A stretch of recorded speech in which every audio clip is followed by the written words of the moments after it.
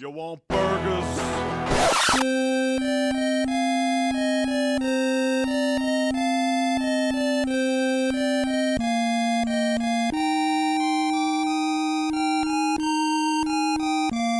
So I have a fun fact for you. Ooh, I That like I fun facts. did not mention last time for some reason. Okay. Because I'm dumb. Yeah. No, I'm joking. I'm joking. Don't throw anything at me, please.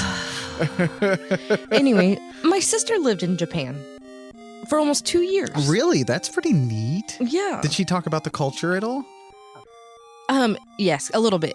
She said that they were all very nice. Yes, I do hear politeness is on top of their list there. Right. Which I have a theory. I wonder if that's just for us when we go over. Well, yeah, she told me that they're actually really nice to tourists because they make a lot of money from tourists. Not that she was a tourist, but she was a foreigner to them. So they were really nice to her, and they actually helped diagnose his medical issues while he was there. Oh, that's pretty cool. Yeah. Which Does he it had just seem these like- medical issues. Well, the thing is, he had these medical issues before he went there, Oh, okay. Okay. and nobody in America would help him. I mean, that's because Japanese people are just smarter than us. I Well, mean, that's true. I'm sorry. I know it's just the stereotype, but it's true, man. I mean, come on. It's true. Most of our electronics and shit come right from Japan. Most of all of our technological advancements usually come from Japan. And I know people are like, well, what about Thomas Edison? Oh, fuck that guy. Yeah, I don't care about that dude. Get don't. ready for another episode of Brittany Not Caring. But yes, konnichiwa, everybody. Welcome back to Night of the Horror File, a horror movie and genre film podcast where I take a horror movie and genre film and show it to my beautiful wife, Brittany, who gives us her input and just sits through my constant yammering. You're lucky I still love you. If anybody got a Podcaster of the Year award, I don't even know if that's a thing. Like, what is that? Like two Twizzlers stuck to a fucking like pole? Podcaster of the Year. Okay. But you should get it for just sitting through all this. I agree. Well, I say konnichiwa because if you're just joining us, this is part 2 of our epic mini-series of horror movies from Japan, which is Horrors from Japan. And today's episode, we're going to pick right off where we left off. But first, Okay. so what are you excited to get to in this episode? What are you excited to get to from? Because in our past episode, we went from ancient Japan, the Kaidan, and all the way up into the late 80s. I would like to talk about some horror movies. I mean, we talked a little bit, but I know that feel there's like we going to talked be about more. some horror movies and stuff like that. But I think, okay, for you and maybe some of our listeners, I don't know, a few of our listeners, I'm sure, have seen the stuff we talked about last week. But for you and most of our listeners, I think this episode is really going to get to the meat of the subject, the stuff we're all familiar with and stuff that you're going to dig a lot more than maybe that 1964 movie, from last time, you might dig this stuff a little bit more. I feel like this is the more loose, like fun episode, and last week's was the more artsy episode. That's why I was sleeping. Art of the subject. Yeah, Brittany was passing out during this. I'm sorry. But it's okay. I really. have a cattle prod this time that I'm going to zap her with if she passes out on us, and hopefully we'll get a little bit of sound from Brittany in this episode. Oh my God. Not like you even gave me space to speak. Yeah, I don't know what we're going to do about that because I feel like, on our normal episodes, it's me interrupting you, but I feel like these kind of episodes are entire lengths of just interruption. Like, that's what this shit is. But that's why we don't do it very often. Right. So, but anyway, so let me preface this first by saying we will absolutely not cover the entirety of Japanese horror films. That's very difficult. I mean, somebody cover the entire genre of horror films here in America, do that in a 2-episode podcast. So obviously things are going to get left out. And if you can think of a horror movie that we didn't cover that you think you'd like to bring up, just drop, throw it up on Twitter, comment on our Facebook. I thought you were asking me. I was like, I don't know. No, Brittany doesn't. I was like, don't you ask haven't me. even seen a shred of these yet. No. But if you guys think of something I didn't cover or that wasn't mentioned, just bring it up. Comment on Twitter and all the social media where we're at.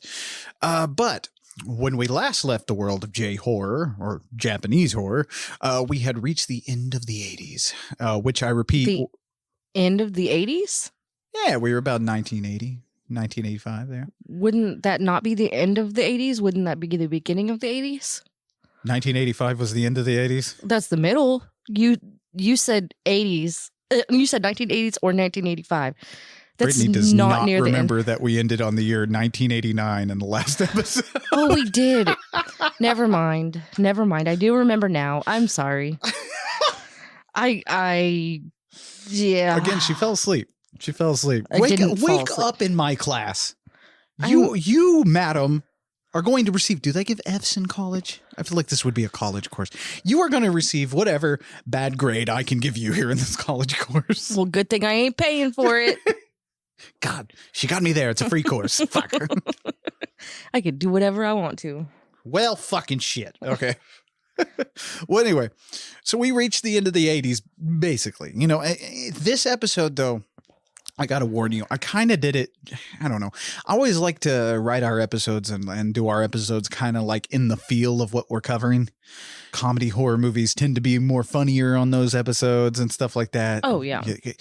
With this one, I kind of did it in the narrative structure of like some of these Japanese horror movies that we'll get to, where it's not quite linear. We're going to be bouncing back and forth. Okay. A lot. Okay. But before we really dig in to today's films, let's talk a bit about technophobia. Now, have you ever heard of technophobia? Because this is going to factor in to a lot of films in the later period of, around the 2000s. When we get to those, it's really going to factor into those. Is that like the fear of technology? Yes. Oh. Yes. And, people still have that here in the States to this day. I don't feel like here in the States we've ever feared technology as much as, say Japan. Well, because they're smarter. Yeah, exactly. But the term technophobia it is usually used to explain the sometimes irrational fear of emerging technology. That can be, it doesn't just have to be computers or cell phones or anything like that. It can also be the industrial age. People back in those times, I can't draw a year out of my ass, but people back where the electricity was just being circulated through cities, people back in those times were fearful of that, thinking we were going to be a slave to the electric industry. And we kind of are. I was about to say, what? They were kind of right. But that brings me to another point. Sometimes these fears are based in the irrational. For us in the West, extremely early examples would be films like Frankenstein. That's kind of a technophobia movie. And Metropolis, for one. By Fritz Lang. And I know you haven't seen that, but I know a lot of our listeners are very, very familiar with Metropolis. For the Japanese, technophobia really was happening after the Second World War. You see, Godzilla kind of was kind of a movie like that. We were fearing the destructive capabilities of man because right after World War II, about around the 60s and stuff like that, the Cold War began. The nuclear arms race, which... That's frightening for a country that just saw first, up close what these damaging weapons could possibly do. Right. Now, Japan was first introduced to the internet, though, in about the mid 80s. About the same time we were over here. It was the internet started, especially over there. It started as a way for the scientists and stuff to create a huge web of resources. Right. Around the world to share information and stuff to get the further. World Wide Web. Yeah. Hey guys, the web was invented for something useful at one point. Think about that. Not just porn and Twitter rants. Not your grandma saying racist things and then saying I'm not a racist. But this early form of web was called Junet. This linked 3 universities in Tokyo to Usenet in early internet here in the States, which might sound like JUNet. It's just Japanese internet. Oh, okay. J internet. US internet. Yeah. But it's funny, when you really do think about this, how admirable the internet was when it first got its roots. It's like, hey, we've created a way for us all to communicate, not by letter, not by telephone, but by this new web structure where things travel, well, probably about 5 minutes in between, this is a long time ago. But, it's funny how admirable it started, and now it's basically causing the destruction of mankind, but we'll get to that. But in 1988, a small research project called WIDE, which stood for Widely Integrated Distributed Environment, led by Jun Morai, this small group at the University of Tokyo began connecting their own home computers to the net, thus marking Japan's dive into the user internet, where internet was coming integrated with homes. Now, for some people of Japan and the world, this marked a great time of connectivity, and the world would slowly become more social. In a perfect world, this is a great thing, but when you dig deeper, maybe we weren't quite ready for that. It's funny to think about it. There are interviews with these people who worked on the earlier form of the internet of what I just said, and they do say that. They were like, maybe people weren't ready for it to be in their homes. Right. Like, maybe we needed more time. Should have just waited a little bit longer. But yeah, you gotta, and I know people are like, what do you mean we weren't ready? That was back in 1980. Well, what they mean by maybe human beings weren't ready for that much connectivity and that much anonymity and stuff like that. And I mean, look at the amount of people that it's turned into literal internet trolls. Right. like literal, just warped these people's sense of imagination and stuff like that to the point where people's connectivity to the internet is now kind of crossing over into their real life. Like they're starting to act in real life what they act like on the internet. There used to be a clear-cut difference between the two. Well, now everybody's acting like it. And it's weird. Yeah, that's not good. It's very weird for me because the internet's strictly been an entertainment thing and a knowledge thing for me. Mm-hmm. It's never been a life resource. Oh, yeah. Like I'm just saying, yeah, of course I'd be sad as fuck if the internet went down. But really, I got my physical copies of movies. I'm good. I got music. I'm all right. I can figure it out. Right. But, for some people, they would literally die. That's insane to me. Yes. And this thing that I'm touching on, and this happened actually later in the 90s and 2000s with the internet users that were steadily increasing in Japan. Literal addiction to the web increased. The hikikomori phenomena, which is a severe social withdrawal. Basically, it's like somebody turning into an internet zombie. Yeah. They would say people would disappear into their houses or apartments for like 6 months at a time and never come out. So, literal internet addiction. I know a lot of people say we're just addicted to the internet. No, these people literally were. Right. They didn't leave. And this happens. Like this still happens today. You do have people. I know everybody's like, people don't get addicted to the internet. And it's like, yeah, they do. There's a reason you don't hear about them because they're addicted and they're inside. Right. But it's an issue. And I bet quarantine made that worse. Oh, definitely. I'm sure it did. That was one of the things somebody talked about. I heard a psychologist was talking about one day where they were like, everybody said, oh, quarantine, everybody's stuck in the house. People are just going to be fucking each other and just having a good old time. And there was not a lot of that happening. It was more going to the internet. Right. To be trolls. Yeah. Melding your real life in with that internet life and slowly becoming what you were online in real life, which is the reason I think spousal abuse was on the rise. Fucking divorces happened so quick afterwards. Think about the people around us. Think about their relationships after this quarantine. Oh, we had our own problems. We had our own problems. Yeah. Oh, everybody else is fucking crumbling still for some reason. We did ours early on. We just got it over with. But yeah. But you can see, what happens. Something's wrong. Right. Right. But anyway, this isn't a hate on the internet time. But you can see where stuff like that caused fear. Right. You know, you can see where the fears, and like I said on the last episode, you know, good horror keeps one foot in the realistic and one foot in the fantastic. So, you know, you can see where that stuff. Plus, you also had a fear of emergence of the tech itself. You know, the tech we started using. Like iRobot? Yeah, sort of. Not so technologically advanced, but, you know, like TVs, radios and stuff like that. And over in Japan, it's quite different than what we had here. Okay. In the 80s and 90s and stuff like that. They've always been more technologically advanced than us. Yeah.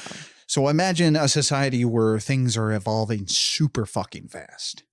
Like, I could see that being scary. Whiplash fast, to the point where you're starting to lose your old school traditions within this new modern age, you know.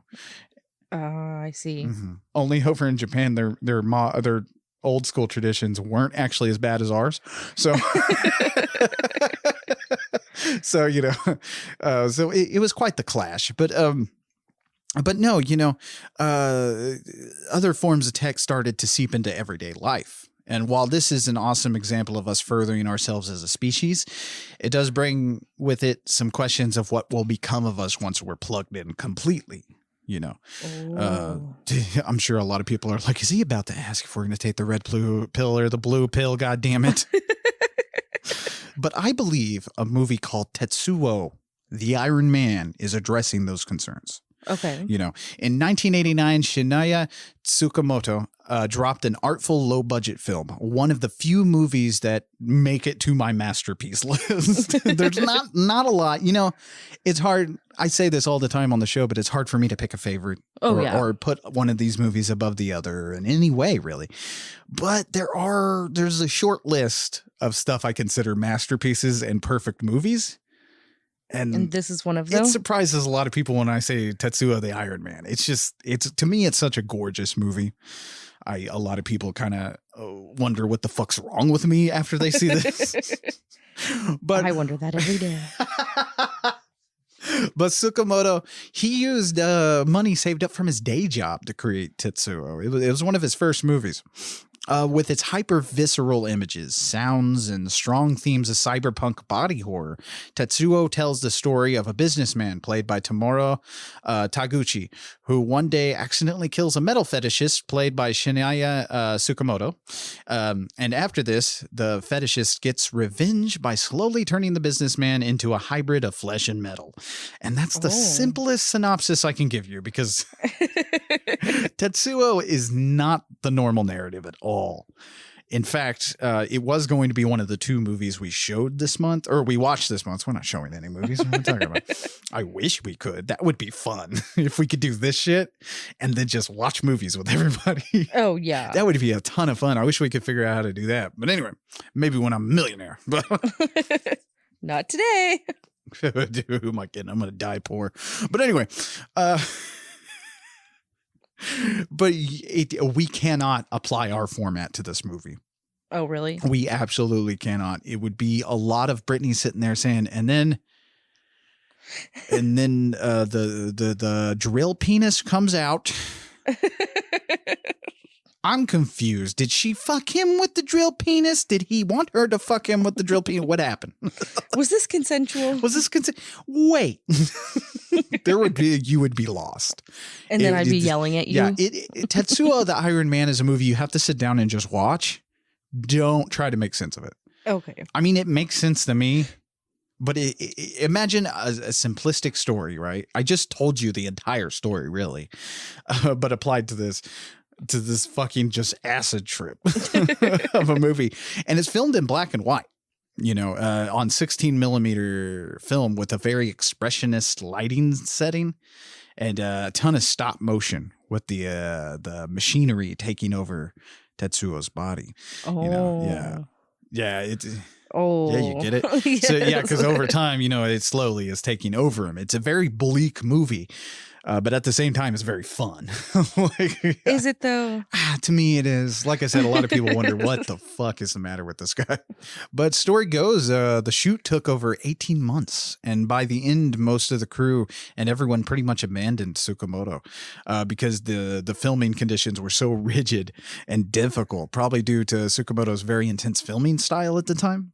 Really? So he's pissing everybody off. I don't know. I feel like me and Tsukamoto would have got along. Why do I do that in every project I ever do? Everything has to be perfect. I always piss everybody off. I don't mean to. It's just do the thing like I told you to do it. And we will not have a problem. But you're not good at explaining how to do it. It's true. I think that's why if I do work on a movie, I'm going to need an assistant director. Me? Yeah. Brittany's going to have to be on board to translate what I'm saying. What he really wants you to do is go take a shit in that toilet. Yeah, just do that real quick. Make it look like you're hurting. We'll be all right. Everything will be fine. I'm sure everybody's like, what the fuck movie is he working on? Tetsuo, the iron toilet. Oh, but anyway. But I think that like rigid filmmaking and like difficult shooting and stuff like that comes across on screen. And in Tetsuo, it's like very brilliant. The way this stuff comes across. And you know what's really funny, Tsukamoto actually talked about like he thought the shooting went so terribly he wanted to burn this thing. Oh like, shit. He hated this movie as soon as he got done with it. Oh shit. But anyway, even though he was the one that fucked it up. Yeah, but I'm glad he didn't burn it because it's very very good movie. It spawned a bunch of sequels. I think the best one though is Tetsuo 3, the Body Hammer, I believe. Is that the one? No. I don't know. No, I believe The Bullet Man is the third one. Anyway, Tetsuo not only highlighted tech fears in Japanese culture and really kind of brought the horror movies from, you know, like I said, in those 80s horror movies, they were mostly all gore explosions and stuff. Mm-hmm. The 80s were full of gore. But like Tetsuo kind of brought back the social commentary.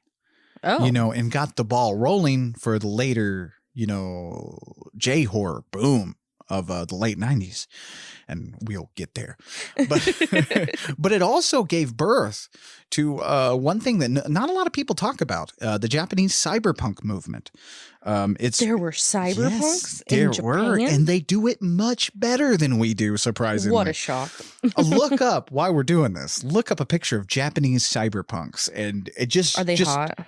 Yeah, they kind of are. But just soak it in. Soak in the majesty of what these people do better than us. But so anyway, let's stray off the path a little. Okay. You know, and discuss Japanese cyberpunk. There are two distinct subgenres of this, by the way. Live action or manga and anime works. A lot of this came from Japanese punk music from the 1970s and combined with Sogo Ishii's punk films of the late 70s. You know, I'm not going to go into the films of Sogo Ishii because they're very... We're talking about like horror films. It's kind of like Japan's Andy Warhol, if that helps everybody. Oh, okay. Yeah. Anyway. They have some cool like shirts. Yeah, right? God, so cool. So fucking cool. But anyway. Also, 1982, you know, like I said, we're going to be bouncing around years and stuff like that. But in 1982, the debut of Katsuhiro Otomo's manga series Akira in print form, along with its 1988 anime film adaptation, really kind of popularized the genre before Tetsuo did. Tetsuo kind of defined it in live action, you know, live action cinema. Now, you may be asking, nope. What the fuck, Lee? You just dropped a shit ton of terms. You've been talking forever. Where the fuck is this going? Are we going to talk about horror films or what are we going to do? Yes, we are. And I only referred to like two things. So just calm down and lace up your sweatpants. So while I just imagine everybody being like, no, I'm not wearing fucking sweatpants. I'm taking my pants off. Thank you. God damn it. You will not tell me how to live my life. Oh, I wasn't thinking that dramatic. Okay. America. Freedom. All right. This is America, man. God. You've lost it. I have lost it. I don't even know if people know I'm making fun of Biden in that little voice I just did. I did not know what you were talking Yeah, about. see, nobody knows. But anyway, let's go back to more things that nobody's going to listen to. Okay. So, like I said, while Japanese cyberpunk doesn't factor in heavy in today's episode, other than the fact that I really, really wanted to mention it, anime and manga does. So I'm getting to a point. Okay. Let's start with a question I'm sure is on a lot of your minds who aren't, well, at least for those who aren't fans of these two mediums we're about to talk about. So manga, first of all, is the graphic novel version of anime, which is Japanese animation. Right. That's the simplest terms I can put them in to help you guys out. Anime and manga themselves have been around for much longer than the time period we are in right now, which is the late 80s and 90s. Manga is just an all-inclusive word that covers tons of genres, which are in comic or graphic novel form. Okay. So you have like, within that, you have like action, comedy, horror. You get it. Have you ever read a manga? No. No? Really? Well, I don't know. Maybe you stumbled across it. Maybe a much cooler person you were with before me had some of these on their shelves. I don't know. No, the only thing that ever came close to anything like that was my ex-husband had Naruto stuff in his room growing up. And I know that's probably not Japanese, but... No, it is. Well, yeah, I believe it is. Well, that was one of the things that I had a problem with. I thought when people were talking about, I love anime and stuff like this, and this is really going to show how dumb I am with some things, you guys, outside of horror live action movies. But when they talked about anime, I thought they were talking about stuff like Naruto and fucking Pokemon. I mean, some of them might have been. Yeah, and Digimon. And I'm sure a lot of people are, but I did not know this shit got really cool. It goes real like, cool. I did not know there was some really cool shit out there. Like, that was missing. So, like, well, this weekend alone, I've been deep diving on anime. Oh my God, that was so funny. All the kids are in here, and you turn on this anime. You're like, I'm going to watch this anime, because I was like, what are you doing? Not even 5 minutes in, there's people fucking. This chick is getting fucking railed. Her titties are slamming against the wall. This dude's like fucking balls deep. You see the liquid. I was like, whoa. I was like, the children are in here. I was like, whoa, those cartoons were fucking. That guy he was giving it to her. Jesus. What are you watching? You're like, oh, a new porn to watch later. It's like, I'm going to go back and watch this, which, by the way, that was Ninja Scroll I was watching. But anyway. But I had read a manga before. Like a graphic novel, in fact. And I think it was Cowboy Bebop or something like that, I believe. It was one of those things. And like I said, you guys, I know nothing about this. I am not well versed in anime or manga. I'm just telling you, what I've done. And that was it, though. But yeah, so kind of just bear with me, everybody. And definitely, I talked about that at the start of the episode. I'm not going to hit everything. Definitely not going to hit everything in anime and manga. This shit is... There's a lot. There is a ton. I feel like I'm behind. It's very intimidating, all this stuff I've been going through. Should have been doing this a long time ago. No, I really should have. Because some of this is really good. So, if you're out there and you're like, I'm not watching anime, people running around going, or anything like that. It's not like that. Like, most of the stuff is not like that. Most of what you're watching is supposed to be comedy. Right. Which I had no idea that's what was going on. But anyway. So like I said, you have action, comedy, horror, and you get all the genres in manga. And you also have hentai, which hentai, which is drawn Japanese erotica. Honestly, a very interesting fact here is the word hentai doesn't necessarily mean porn. In fact, it's much closer to our American word pervert. Oh. Or perverted. Okay. Yeah. Here in the West, we use it more as a noun, but in Japan, it's more used as an adjective. So one of these people might pick up a really kinky manga and say, hentai. It's perverted. I see. Yeah, it's kind of it's just very interesting how, because over here we just straight up call it hentai. That's a fucking section on Pornhub. Right. It's definitely a noun over here. Have you seen any hentai? No. I saw a very peculiar one where this octopus was raping a chick. That was not really. Yeah, it didn't do nothing for me. There's a lot of schoolgirls. Yeah. That's a little disturbing. There was like one where this teacher was letting all the boys in class like take turns. Oh. That was weird to me. I'm like, why? Can we get a little of age here? Can we get a little further? Yeah. It's really creepy shit. And some of the anime, okay, so I don't actively watch anime, but you didn't ask me if I watched anime. You asked me if I read it, and you asked me about hentai. So I'm now, not into anime yet to ask you that question, but don't worry, I have it coming. Okay. Well, so you are going to ask me, or you want me to go ahead? I was going to go ahead with your story. So one of the clients that I work with, she loves anime, and she watches it on YouTube. Some of it is inappropriate, and I have told her she can't watch that on the living room TV. She needs to watch that in her room. So she's watching the tentacle monsters in the living room. She might, but she's trying. But then there's this other one, and they are literal schoolgirls, okay? And I'm like, well, this is the first one I ever watched. So I'm like, what the fuck? So these schoolgirls, the story is fine. It's a very childish story, whatever it is. But the shots of these girls are just boobs, ass, thighs, there boobs, is a ass, thighs. Big emphasis on titties and stuff. Over here, our animation, we got that, with Ralph Bakshi and like stuff like Cool World and stuff like that. We got that in fucking Heavy Metal.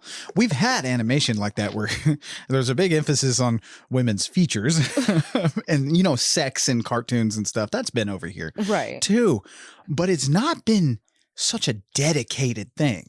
Like it's never been like a multi-million-dollar industry to this extent. It's very, I don't know, it's admirable. Like I said, the Japanese do things better than us. I can't, I don't know that I would say admirable, though. It was very... Now I was talking the whole of anime and manga, not just hentai. Hang on. I was like, wait, what? There is some disturbing shit, but for the most part, I think there's some regular stuff too. It just tends to have tentacles. No, I understand. Like this was, I don't know if it was meant to be so flashy on the... Oh, you're saying it wasn't like porn or anything like that. No. It was like just a regular thing. Yeah. Oh, okay. And they were very much emphasizing the chest and the butt and the vagina. Not to sound like a misogynist, but what I meant by admirable there, I was like, is the fact that it's so wide reaching. Because yes, you're gonna find people who have heard of heavy metal and stuff like that, but not a lot. Right. But you're definitely gonna find a lot of people who know what what anime is. Right. There's a lot of people like that. Right. So anyway, but that's not the whole of anime either. It's just there's so many different flavors within it. But anyway, anime in particular is something we have to discuss on this series, because horror factors into it. Yeah. And now, anime dates back at least like to 1950s, with Astro Boy and stuff like that. And maybe even before that. But I mentioned Akira earlier. But really, that isn't a horror anime, and it's more post-apocalyptic cyberpunk. And it's definitely a good action film. I didn't know it was that good. But it does have some very awesome scenes of body horror with its character Tetsuo. And yes, I said that right. Tetsuo is also a character in Tetsuo the Iron Man, but he's also a character in Akira as Tetsuo. And they're very closely related since, Tetsuo has his body stuff going on in that cartoon as well. Oh, okay. Anime, sorry. Don't ever call an anime a cartoon, I found. People get mad at me. That's not what this is. Over here, you don't have people like treating our like animation and stuff quite like this. I mean, you have Disney heads, I guess that's kind of a thing, but like you don't have people turning our animation and stuff into a fucking lifestyle like anime does. Oh yeah. Like people worship this stuff to the and that's where I'm like, well, maybe I need to kind of look into this like since it's so big, you know. They do like cosplays. Yeah, and stuff it's a wonderful little like society thing. But anyway, like I said, they're really closely related, and I don't think Tetsuo the Iron Man was released a year later after Akira, which doesn't mean that Tsukamoto was ripping off Automa or anything like that. More, I think they were both tapping into the spirit of the time, back to the technophobia thing, you know. Oh, okay. I think they were really tapping into that. The anxieties of Japan's sudden unstoppable tech growth after World War II. But the biggest difference between the two for me is the Iron Man looks more at these problems through the lens of an adult male. And Akira is more through the viewpoint of a teenage or adolescent emotions. Okay. You know, I think that's the biggest difference of the two characters. Sorry, you guys. Right. Not the entire thing. They're both completely different movies. But anyway, do yourself a favor, dear listener, and make a double feature of those two, though. It makes for a very interesting night because that's what I did. It was very weird.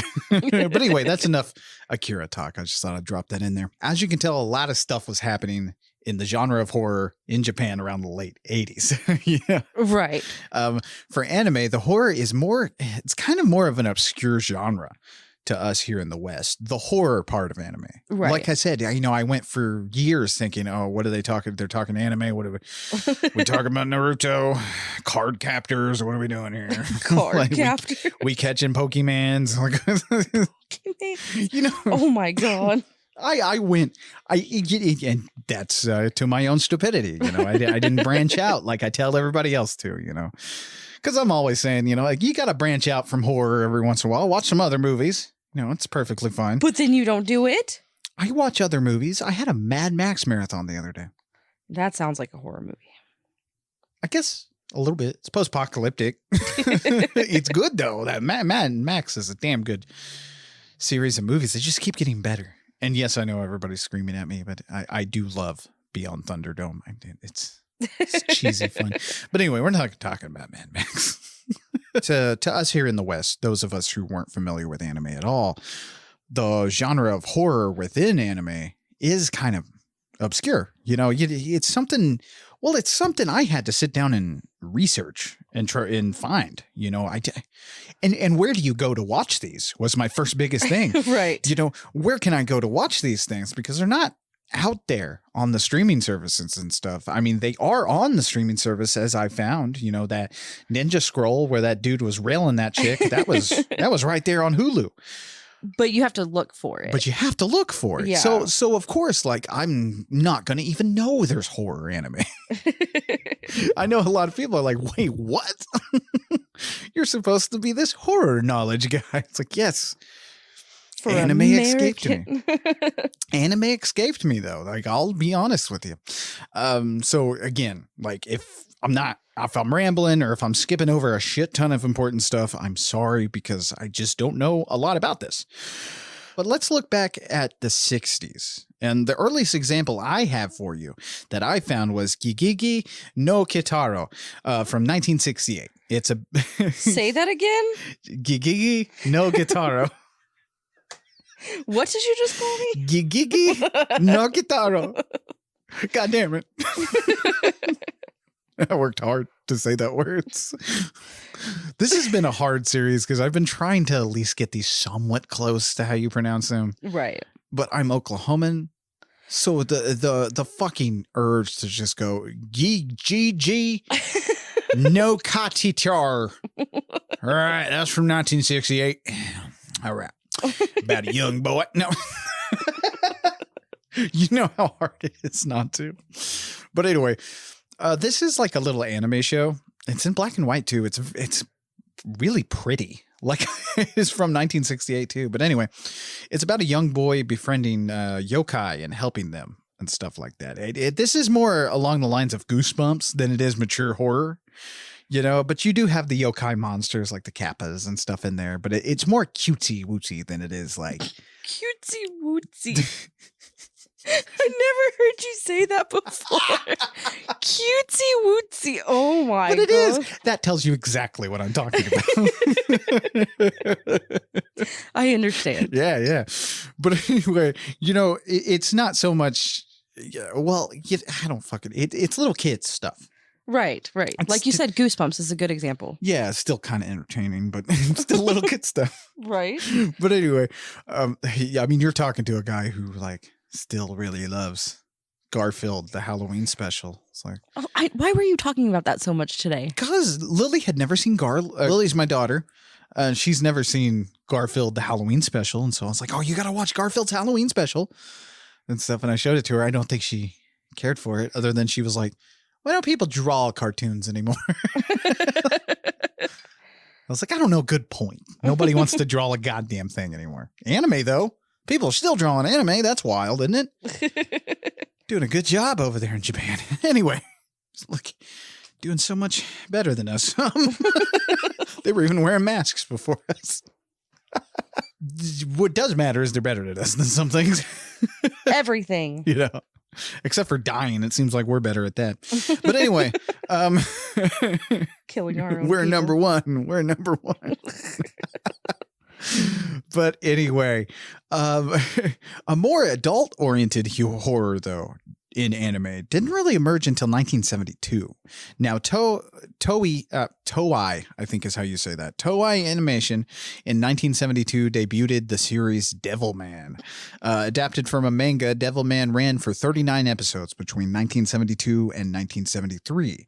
But it went on to have an ass ton of spinoffs. I'm talking about like 20 or so spinoffs and continuations in several mediums.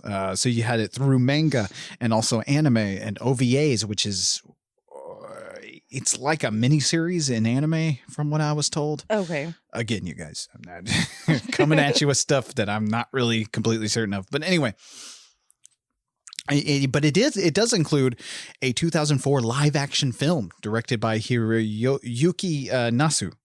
So pretty cool. There's a live action Devilman out there. I've watched a bit of it. Whoa. Like, it's technically more along the lines of a superhero film, but it's still horror because, well, let me tell you what the Devilman is about. Tell me about it. Now, Devilman, the series, is about a high school student named Akira Fudo who absorbs the power of a demon called Amon and goes on to battle creatures hidden in human society, calling himself Devilman. You know, so he's kind of like a dark superhero kind of thing. An anti-hero? Yeah, okay. It's pretty cool. But he's killing bad guys, so I think he's an anti-hero. An anti-villain. No. That's what I was trying to say. Yeah. That's what I was trying to say. I guess he'd be an anti-hero if he's possessed by a demon. Yeah, it makes sense. Anyway, Devilman. But it is loaded with profanity and a shit ton of gore. Like this series. My favorite. Yes. I've watched some of the series too, and I was like, whoa. Oh, where was this when I was growing up? This is so fucking cool. But anyway, at the time, this was really shocking. And it was rated pretty maturely for the Japanese audiences. Now, whether it was because the Japanese public wasn't really ready for horror in their anime, it's not really known to me.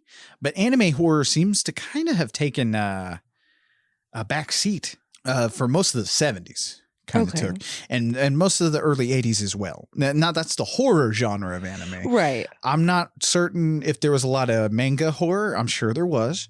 But and anime itself, there was other animes during this time. And like I said, there may have been other horror anime that I'm not completely certain about that because I couldn't find any myself. That doesn't mean it's not out there. So to take what I said with a grain of salt there, everybody. Right.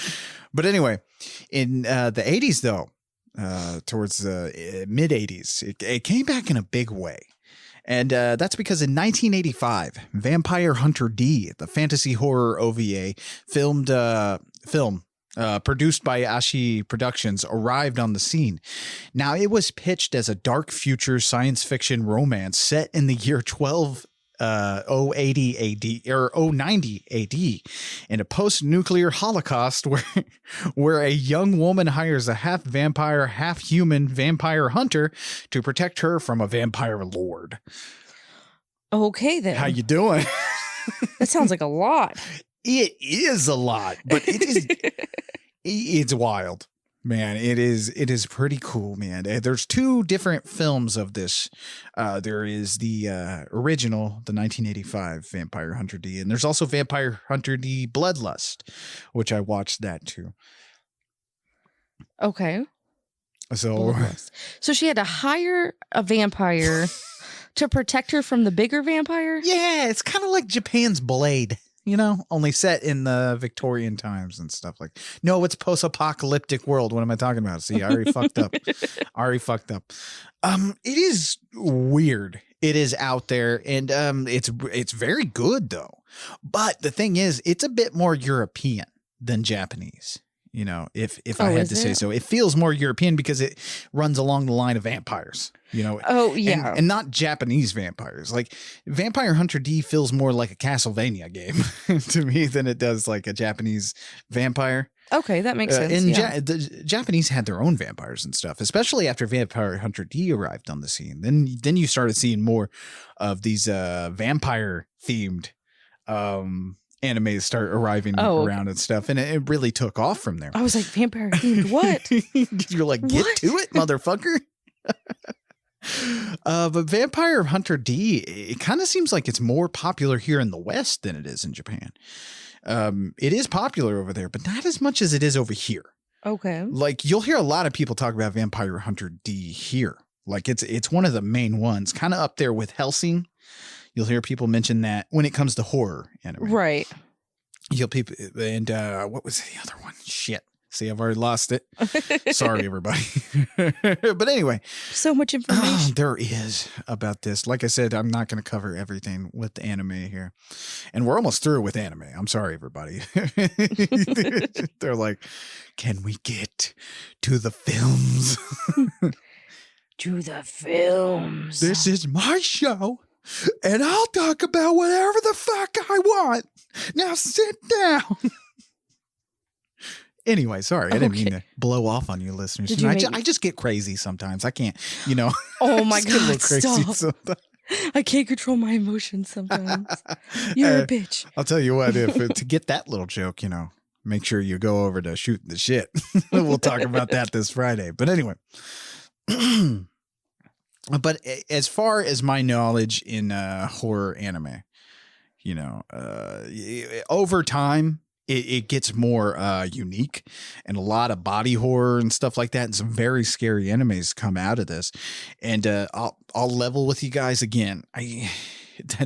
That's pretty as far as my knowledge goes with this. I am still looking into it. Maybe later in time we'll come back and we'll do a little thing on horror anime. To kind of flesh it out a little better than what I did here, but I thought it had to be mentioned in this. Right. It had to be mentioned in horrors from Japan, I feel.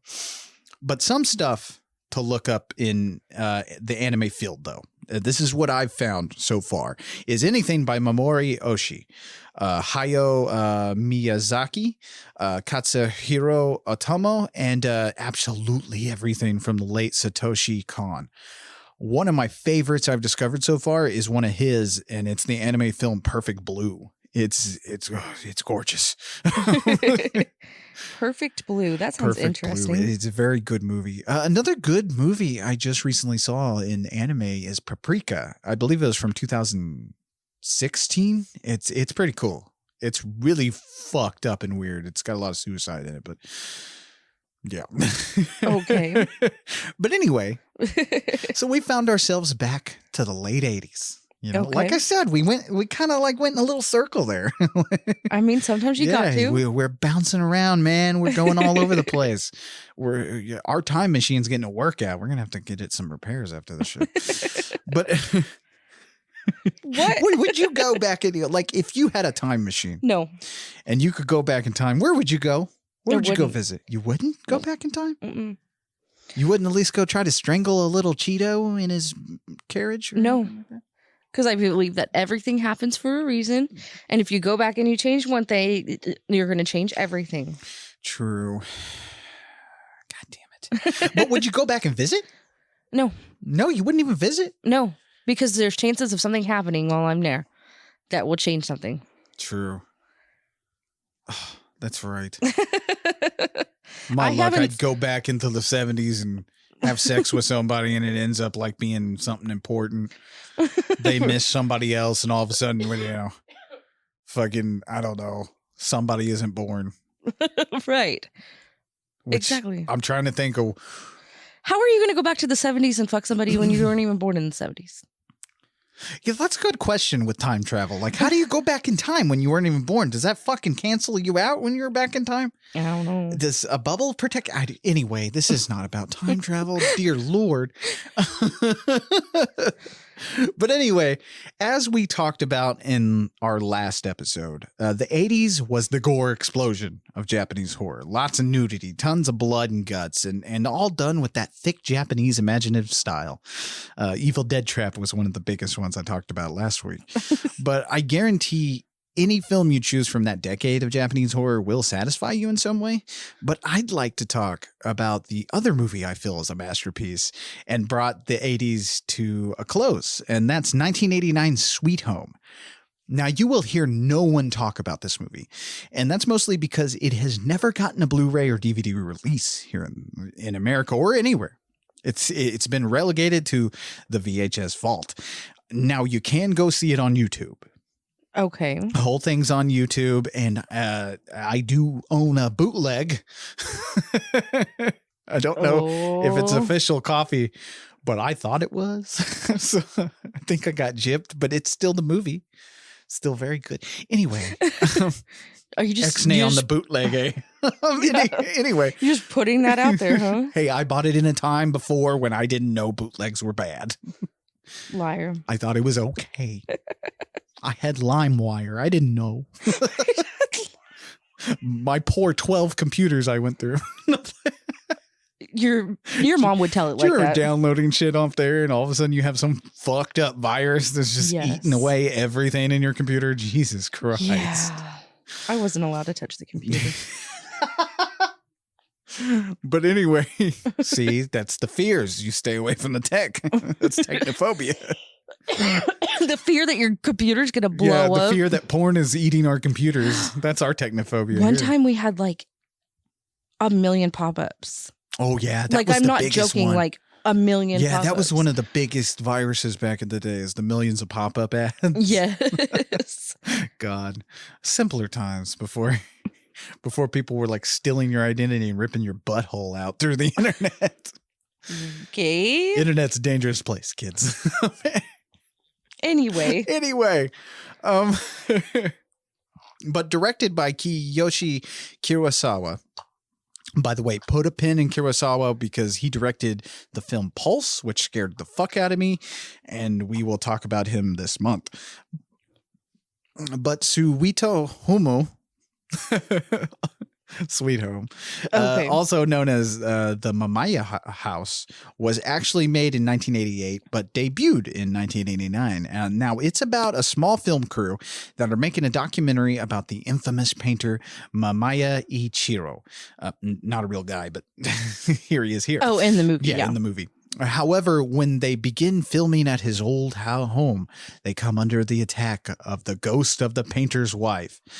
Dun, dun, dun. Now, it sounds simple, but Sweet Home, it isn't necessarily a unique story. You know, I mean, that sounds pretty run of the mill as far as horror movies in Japan goes. But especially for 1989, I mean, by this time we'd have 2 Evil Deads here in the fucking States. So stuff like this isn't really unique, but it's more about its execution. Sweet Home is one of those Japanese horror movies, like I said, is barely talked about unless you run into a super fan of the game series Resident Evil.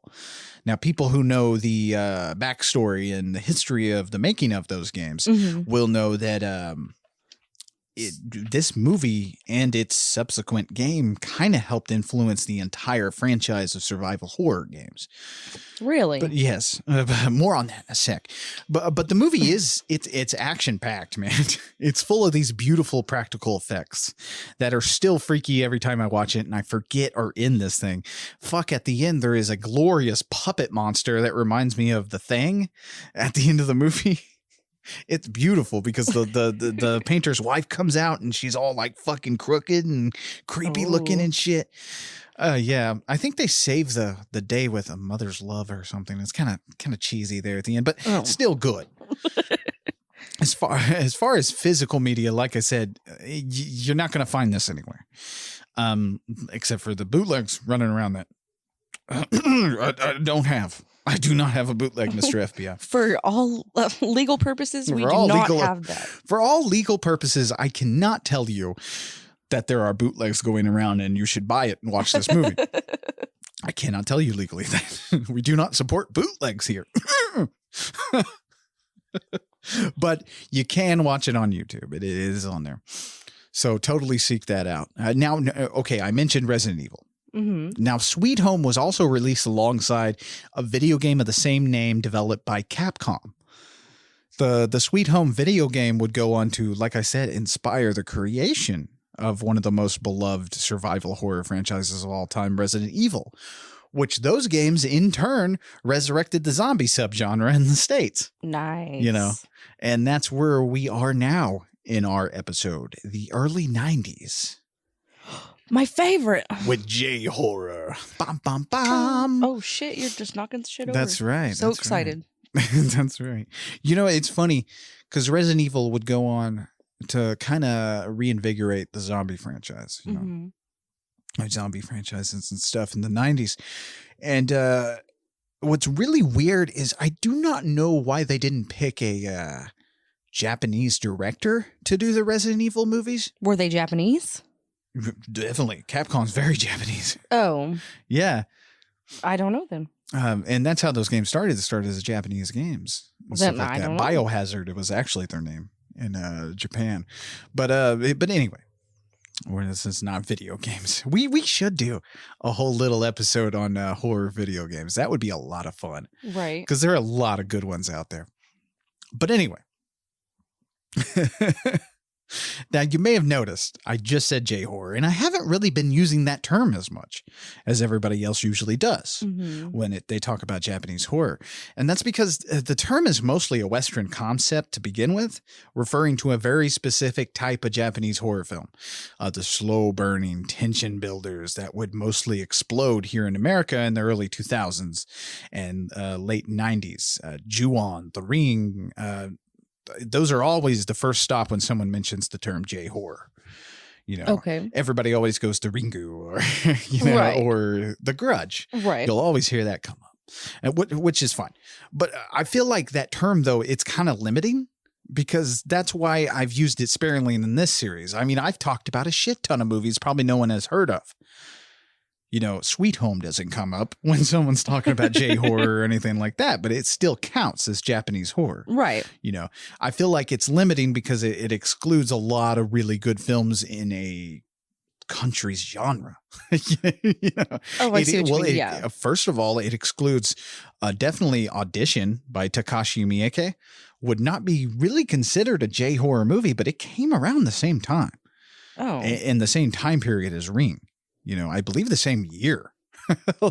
it came out. Yeah. So it is a very severely limiting term to me. So I don't toss it around as much. Okay. You know? But it's okay to say. I'm not saying, you know. You can't say Yeah, that. I'm not saying you can't say that, but that's one of the reasons I don't use it that much. In the 1990s, you know, is when J-horror really started to emerge. The what we feel is J-horror. And we talked last episode about how the films kind of lost their social commentary towards the end of the 80s. You know, and I talked about the top of this episode how Tetsuo kind of brought it back. You know, that social commentary. But the early traces of kind of that feeling of J-horror kind of started in 1991. And it's a movie that I really love that I don't think anyone's seen besides me. But it's called Shozen Fukui. The director brought us 964 Pinocchio.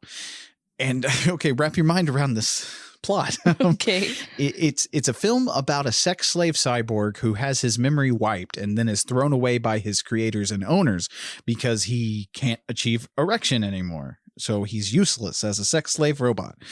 Give him a Viagra, damn. You're right. Do some work, man. Do you not have Geek Squad? What?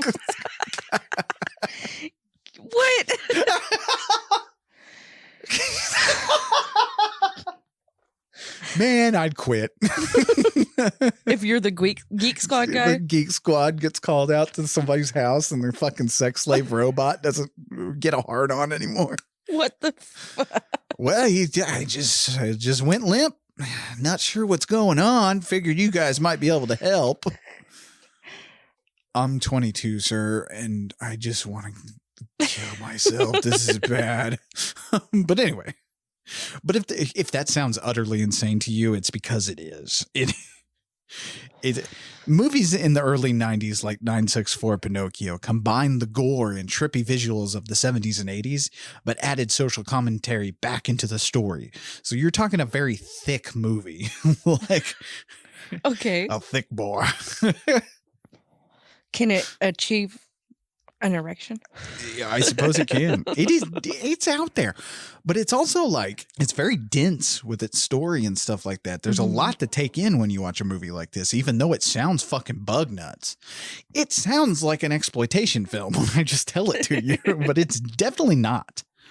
Like, it is a very good movie. Now, what you'll notice in films around this time is that Japan seems to kind of be having an internal struggle with itself, trying to deal with the modern while letting go of some of the hard Japanese traditions. You know, Japanese horror was maturing, if you want to go with that. The home video market, in fact, helped with that. You know, it was exploding and direct-to-video films were just popping out. So during this time, you do have a lot more than the usual of what you think of in the J-horror boom and stuff like that. You have a lot more movies that nobody really talks about. Okay. So definitely especially those direct-to-video ones. Yeah. So there's a shit ton of them that would probably I've never even heard about. You know, a lot of these movies I found later in life. Right. You know, I think it's important to say that is I didn't know anything about these movies, but when I saw The Ring in theaters was when that's when China kind of changed my mind on it. Because I had heard talks, you know, from my anime friends and stuff. You know, because a lot of people when they get into anime, they really get into the Japanese culture. Right. And they were talking about, they remade Ringu. And I was like, what are y'all talking about? Because Ringu was so successful that it crossed over to the States, I believe, before the remake by Gore Verbinski. Oh, wow. Yeah. So like some of my friends had heard about this movie and they were telling me about it and stuff like that. And, you know, after I saw The Ring in theaters, I decided to see Ringu. And it kind of snowballed from there, you know. And I'm still discovering little movies from back then and stuff that I missed. And right. Today, I'm still discovering stuff like this. So it's fine. You know, it's never too late to try another culture's movies. It's basically what I'm getting at. Right. But anyway, I believe it feels like around this time, in this time period, it feels like they're really reinventing the kaidan, you know, the storytelling mode. You know, oh, yeah. Classic I had to think about what that was for a second. Yeah, I remember now. So what you'll see in these movies is a lot of combinations of new and old, you know? Oh, yeah. Yeah, it feels it's very cool. Like, it's very rooted in it's rooted in tradition, but with that's the a modern sensibility. And I love that about these films. Oh, yeah. You know? I think some of my favorite films come out of this time period. Okay. Like Audition and stuff like that. And Audition, if you take a look at Audition, it is very much, and again, like I said, we're bouncing around years. Audition is in like 99 or something like that, or 2000, I believe. But like, if you take a look at Audition's about a guy, He's a widower, I believe, and he wants to go on a date. And his friend's a TV producer. And so he sets up auditions for him to find a girlfriend. And, it's kind of cute to begin with and stuff like that. And, but as you can see, like in that film, which by the way, he does find a girl and it seems really good and everything. And the movie seems like a Hallmark movie until you get to the part where things get a little bad, where she starts being fucking nuts and she ends up poking needles in his eyes. But anyway, it's Takashi Miike, and that dude goes so hard. I fucking love Takashi Miike. But anyway, like you can see in that movie where the traditional like courting procedures and stuff of Japan. Oh, okay. You can see like it's like old school meets new school. It's crazy. Like how the different things, and I love that about it, because while to us it just seems like normal shit, like to them you can definitely tell they're struggling internally, right? And real life is hitting the movie screen in the horror films. Yep. Which if anyone ever tells you that horror does not mirror real life, they're a fucking lunatic. I know as I'm talking this, I'm sure people are like, yeah, but that kind of shit happens in our horror and stuff like that. Yes, it does. But we're kind of talking about Japan. Are we kind of talking about Japan? I think this kind of series kind of requires you to tune out your fucking American big headness for just a second. Right. And stop. You don't necessarily have to compare us to everything. Just let's talk about Japan. Right. Like, don't worry about what's going on over here.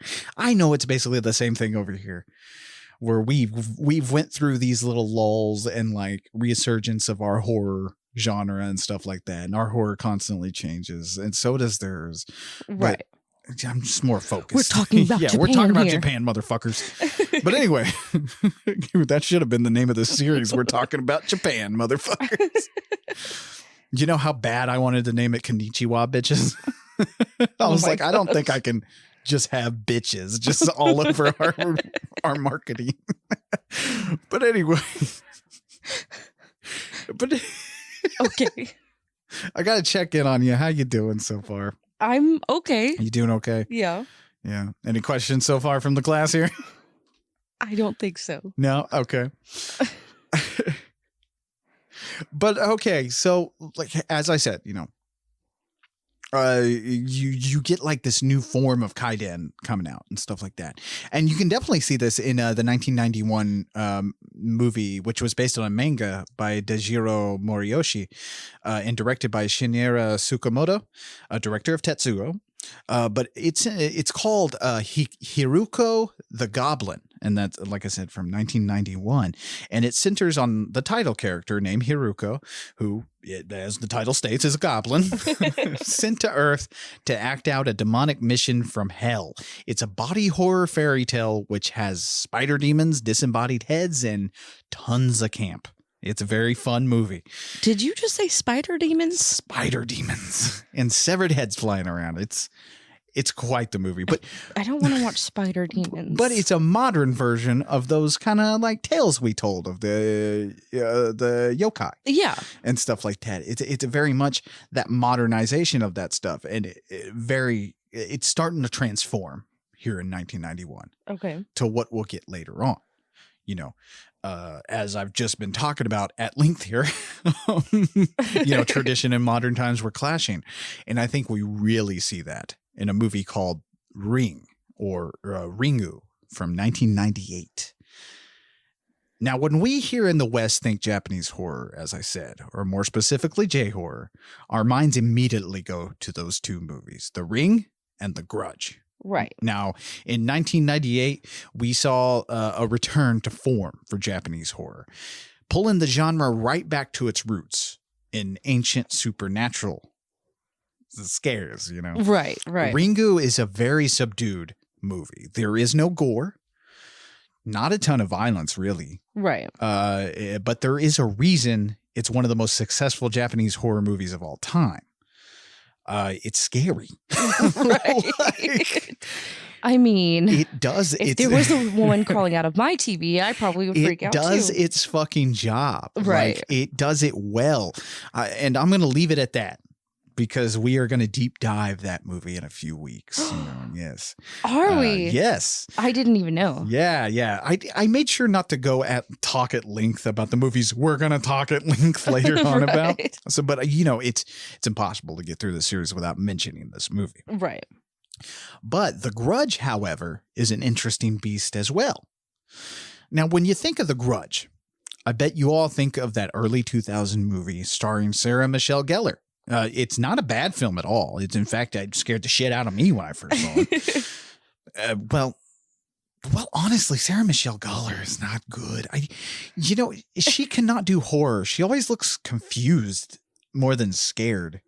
Like, I'll show you some clips. Like, I'm not saying Michelle Gellar is not a good actress. Mm-hmm. She does good things. Right. Just in horror, she's terrible at it. She literally looks like she's perplexed the entire time when she's supposed to be scared. I'm trying to imagine who this is. I'll show you some clips. Like, look, go ahead. Who is Sarah Michelle Gellar? Sarah Michelle Gellar is Buffy the Vampire Slayer from the series. Oh, okay, that makes sense. I was like, I don't know who this is. Look up a few clips of Sarah Michelle Gellar in The Grudge. Maybe mute it while I'm talking here. But look up a few and watch her facial expressions. That's what I mean by, like, she just looks confused. She does not look horrified. But this is the first picture Brittany pulled up a picture, and the first picture she sees, there's a ghost standing behind Sarah Michelle Gellar, and she just looks like she read a math problem. Huh? But she can't do horror. But anyway, we're not going to go at length about the remake. Well, like I said, it's still a good movie. Not saying it's a bad movie, but it's like the second The Grudge is like the second most popular in the J-horror boom that caught America by storm, mostly because it came next after The Ring. Right. But the film is actually a remake of the third film in a series of movies titled Ju-on. Okay. Interesting enough, we got the third movie. We got a remake of the third movie, beginning with Ju-on the Curse in 2000, which was a direct-to-video title. It was written and directed by Takashi Shimizu and is a vignette, really. It's divided into 6 parts and tells the tale of 6 tenants in a cursed home. Okay. Like each of these tenants take the home and the curse that lingers inside the house affects them. Oh, yeah. And how it affects them. It's scary. Like, especially those early ones, because there's something about when you watch these movies, which here's the thing that I noticed. It seems like the way they shot these movies or whatever film grain they did or anything like that, maybe it was 16 millimeter, but these movies do not go well with Blu-ray. Oh, really? Yeah, I watched 2 cuts of, let me just use Pulse, for example, which is Cairo in Japan. But Pulse, for example, on Blu-ray, you see too much. Oh, like too much, it is very bright and washed out. Mm-hmm. But on the DVD, my standard edition DVD, because I was like, this does not look right. Like, why is this looking weird? Right. Like, so I popped in the standard edition DVD I have, completely like different looking movie. That's weird. Like there's a part in Pulse, which you've seen that part too, where this lady's walking down the hall at this character, which by the way, I shouldn't go too far into this because this is one of our movies. Oh, okay. But you saw this part on a web clip I showed you where you don't really see her face or anything until she kind of dips down. Right. Well, in the Blu-ray version or whatever version I was watching, it was on a streaming service. So I'm assuming they used the highest quality they had, which is Blu-ray. Whatever version that is, you see her entire body and face. Oh, that's weird. Like the entire time. So there's no scare. That's kind of like, what did we watch? Sleepaway Camp. Yes. Because I was like, too bright. I was like, how do they not know who that is? Yeah, because the part where, or how do we not know the part where Ricky shows up in the doorway. And you can tell it's Ricky. It's not fucking, what's her name? Right. It's not Angela. Yeah, it's not Angela because it's supposed to, we're not supposed to know who it is, but right. I see Ricky with a wig on. Right. So it ruins the movie. Right. In some cases. And I think it ruins some of these Japanese films. Right. Because I started really watching these. which, by the way, I own Ringu on a standard edition DVD. Mhm. So I got to compare it to the streaming version. It's the same way. It's too bright. Oh. So here's a little trick to make these a little bit more scarier for you guys, because I kind of did this just as an experiment. If you watch these on like high def Blu-ray or high def streaming or whatever, turn the brightness down on your TV, just touch. Okay. Turn it down a little bit. It makes the movie a lot scarier. Because it's supposed to be dark. Yes, it's supposed to be dark. I think that's one thing that around this time where we're at in the late 90s and early 2000s, shadows are being used a lot more. Mm-hmm. You know, the shadows are being used a lot. And I would say it's almost on par with like the expressionist German films, you know. Oh. Where shadows are being deployed and angles and different shots and stuff. I'm getting really film school on everybody. I need to slow down. We get it. They used shadows and they were creepy. So turn the brightness down a little bit, or buy you a standard def Blu-ray or DVD. Fuck Blu-ray. I say that all the time. You know, it wasn't until recently I really started noticing on some of these older movies. I'm like, man, this just looks bad on Blu-ray. This is high def was not the way to go, folks. Like, this looks terrible. But anyway, like I said, the Grudge that we got was a remake of the third film of the series, Ju-On. And this film relies on the old Onryu, you know, just like Ringu does. But it goes a bit deeper than that to our traditional ghost story. We mentioned from part one, you know, the Yotsuya Kaiden. Okay. You know, one of the most famous ghost stories from Japan. Right. Which, as you'll remember, that traditional Japanese Onryu story, it has that Japanese approach to ghosts and curses, which I find more interesting. Mm. You know, here in the West, most of our stories are ghost stories and possession stories and stuff are more about finding a way to overcome the evil with the light, and everything is all wrapped up in a nice little bow at the end. J-horror, on the other hand, is about finding a way to survive as long as you can, kind of living with this curse or ghost as by any means. And there's not a lot of happy endings here. And I think we really drew inspiration for that in the later horror films that came after, you know, the early and mid 2000s. Oh, okay. You know, we here in the States are getting a lot more bleak horror movies. Right. Which is, you know, because you think back then, and one of the movies that came out, mainstream horror here in the States was The Mist. That movie shocked everybody with its bleak ass ending. People hated the movie. Is that the one we watched? Yeah. Where everybody dies except for him, and it's just fucking depressing. Yes. Everybody hated that fucking ending. Right. When that movie came out. Because I remember people were like, this fucking ending sucked. That was just useless. Like, it's something that I don't think we here in the States really understand too well. We always have to have a nice little wrap up at the end. Yeah. But when we got the remake of The Grudge, it too doesn't really end on such a great note. And so like it goes, and I think we really drew inspiration from that, you know, as we go on in our horror history here in America. Anyway, so after Ju-On, The Curse, we had Ju-On 2. And finally, Ju-On The Grudge, which is the third one. Ringu and Ju-On are long-running franchises. And if I had to find a Japanese equivalent to our Freddy and Jason, it would have to be Sadako from Ringu and Kayoko from Ju-On. That's like their Freddy and Jason. In fact, these two properties even had their own crossover, like Freddy versus Jason. Sadako versus Kayoko. From 2016. It's on Netflix. It's goofy, and the horror isn't much there anymore, but it's a fun time. Kind of like Freddy versus Jason. It's just a fun time at the movies. It's good. That's awesome. It's really fun. But now, as we enter the 2000s, J-horror exploded, like I said. This is the time period in which we began to get remakes of popular Japanese horror movies in the States. You know, also, before we get too deep into that, I have to touch on a few movies that dealt with a subject and issue that has plagued Japan for generations, and that's suicide. Oh, yeah. Okay. By the way, we're gonna be talking about suicide kind of blatantly here. So, you know, just a little trigger warning if we have to. I'm not sure if you guys know, I treat suicide a little differently than most people. You know, I would rather people not commit suicide, but I'm also not going to shame anybody for committing suicide. Right. It's much better to have you here, is all I'm going to say. You know what I mean? I like living much more than I like maybe dying when I attempted suicide. Right. So I treat it a little differently. So I apologize ahead of time if I offend anybody. No jokes, though. Don't worry. But I thought we needed to touch on this because a lot of movies that came during this time and before this time in the 90s and stuff really dealt with suicide.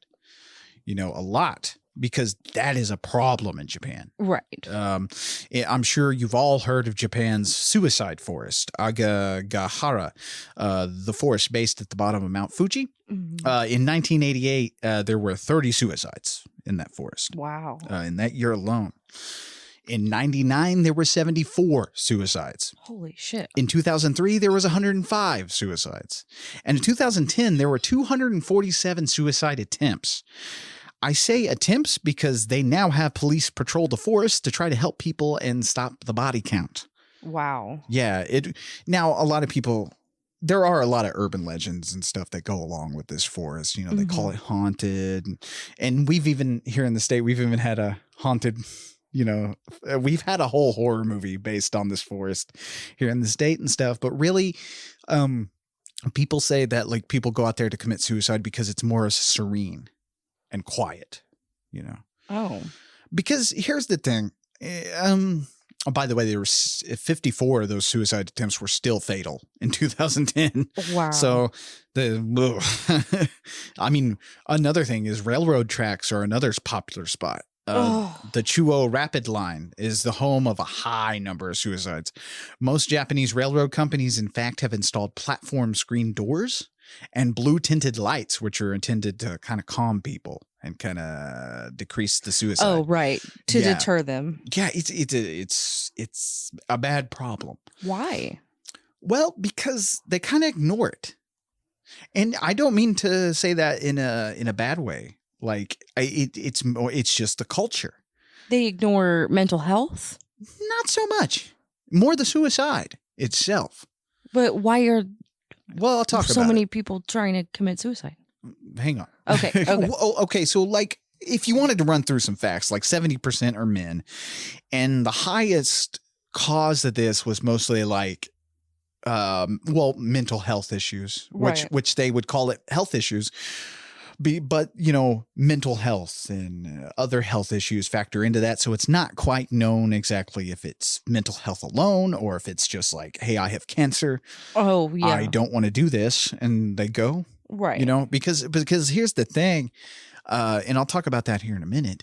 But like suicide in Japan isn't seen like how we see it. You know, here in America, we see it very shameful. Right. It's a very shameful thing. And we go so far as to ridicule people who commit suicide. It's like, so selfish, stuff like that. Like I said, I'm going to be a little different than what you're going to hear most people be. I don't see it as a selfish thing. Right. Like I said, I prefer to have you here, so please don't commit suicide. I've never understood shaming somebody who felt the need to take their life. That's when they need help the most. Yeah, I just feel like that somebody didn't get the help they needed, and they felt that was the only way to end it all. So right. I can't, you know, I'm not gonna shit on that person after they're gone. It doesn't make any fucking sense. Right. But anyway, so suicide is a major crisis in Japan. So to understand why the subject of suicide would transfer to the medium of horror, it's kind of important to understand exactly how bad it is, you know, and yes, suicide is terrible all over the world. Also, by the way, if you're feeling lost or in a dark place, please reach out, you know, or contact the suicide hotline. You know, talk to someone. Don't stop talking. That's my biggest advice. Yes. Talk someone's motherfucking ears off. Don't stop talking to people and make sure you get out of your house and do something. Like go for a walk. Don't sit alone for long periods of time is all I'm going to say. Right. Let's go back to 1997. Okay. Where the Asian financial crisis hit. This is where we see the rate of suicide spike heavily, you know. Because poverty, that's another cause of suicide in Japan. They peaked in 2003, I believe, and then kind of gradually have declined, only to spike again in 2020 by 16%. Oh, yeah. Yeah, which that makes I don't have to go into why 2020 was the cause of that. But here's kind of, like I said, it's mostly because of their culture, why there's such a high number of suicide rates. And I don't want to say they ignore it, but they kind of do. Mostly to the degree that what dates back historically, Japan's cultural attitude towards suicide has often been described as tolerant. Like I said, it's not seen as a shameful thing. Right. It's here in America, I think it's illegal in some states. So you're going to go to jail if you commit suicide? I fucking guess so. I guess they're going to arrest your corpse. I don't fucking know how that works, but in hell, even certain types of suicide in Japan have been considered honorable in the past. Oh, wow. In cases during military service, especially, you may have heard of the term seppuku. No. Here we go. It's a form of ritual suicide. Now, in a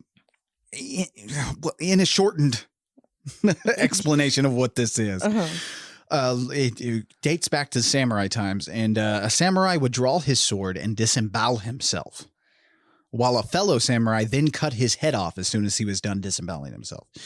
This was a way to avoid dishonor after a defeat or bringing shame upon oneself. Oh, okay. I mean, also you had the kamikaze pilots of World War II. I don't know what that is. Oh, you don't know the kamikaze pilots? I don't know what that is. Well, the kamikaze pilots of Japan and stuff like that, they were pilots who, instead of getting captured or defeated, would much rather drive their plane right into their target. Oh, okay. Rather than give up. That's kind of what made them more dangerous. On the back. Oh, yeah. They made them very dangerous because they weren't afraid. Out of ammo. He ain't going back to get ammo. He's like, nope. He's going to fly right into your ass. I'm going to do this myself. Yeah. And he wasn't, a lot of people like to laugh and stuff and say it was, they just fly out and then just fly into something. That's not really how it worked. It was mostly because it was either get captured and be shamed or fucking just, hey, fuck it. we're going to hell tonight, motherfucker. Right. But so there you got examples of like the way their culture treated it. It's. You got to do what you got to do. Yeah. It's not such a shameful thing. Right. So that kind of lends credence to why the number is so high, but it's also a terrible problem. Oh, yeah. Yeah, but it's a terrible problem that's kind of being tolerated. That's the issue, and that really transferred to movies. So when a movie like Suicide Club comes out, sure, it is campy, but it's not just about the campy fun in the movie. It highlights the problem. In Suicide Club, there is an unexplained rash of unconnected suicides that strike Japan, leaving the police lost trying to determine the cause of the strange behavior. The movie begins with a symphony of mass suicide.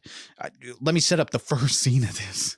Like, schoolgirls join hands on the track, on the side of a platform.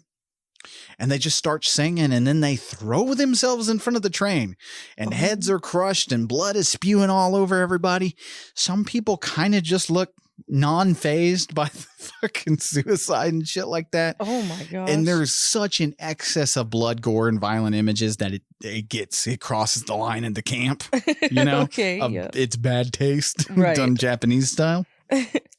And often the deaths are kind of depicted with a bit of humor. Oh. But I think that's what makes the movie so fucking disturbing. like when you watch this movie, it is disturbing as fuck. That sounds especially like after what I just talked about. Right. But it also has some very well crafted moments of suspense and stuff, by the way. So it's definitely a movie you should check out. But I think because of our thinking on what Japanese horror is, it does limit us. Like that movie itself doesn't sound like a horror film, but it kind of is. So it fits within that J-horror category.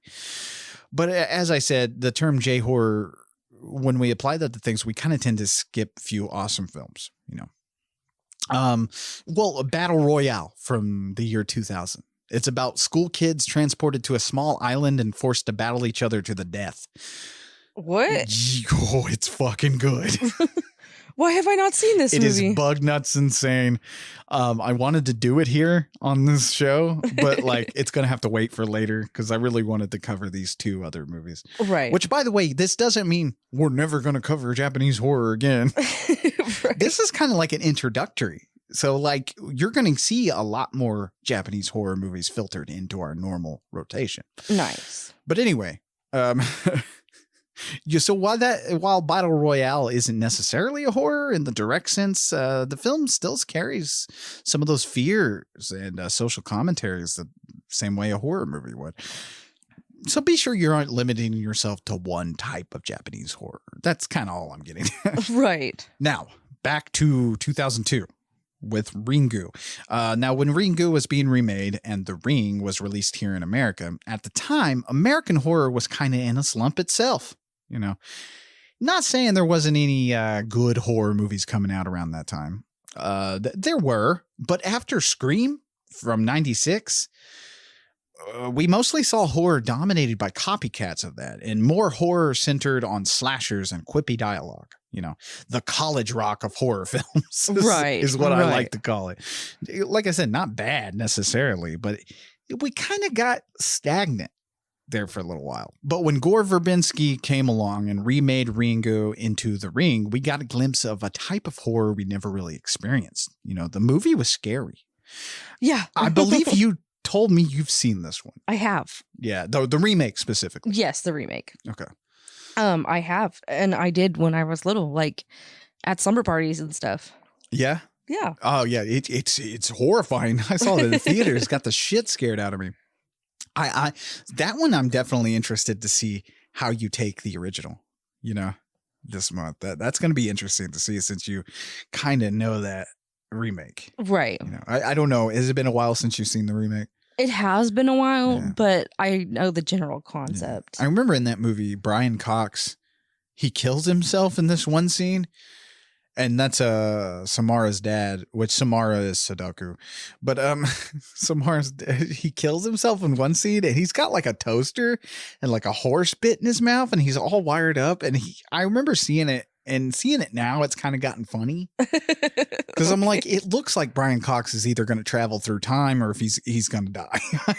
I don't know what is happening. It's a ridiculous scene. But anyway, mostly Verbinski, though, with that movie, he kept the traditional story, only updated it to fit American like anxieties and feelings. Right. You know, the main themes were still present. That technophobia is still there with the videotapes and stuff like that.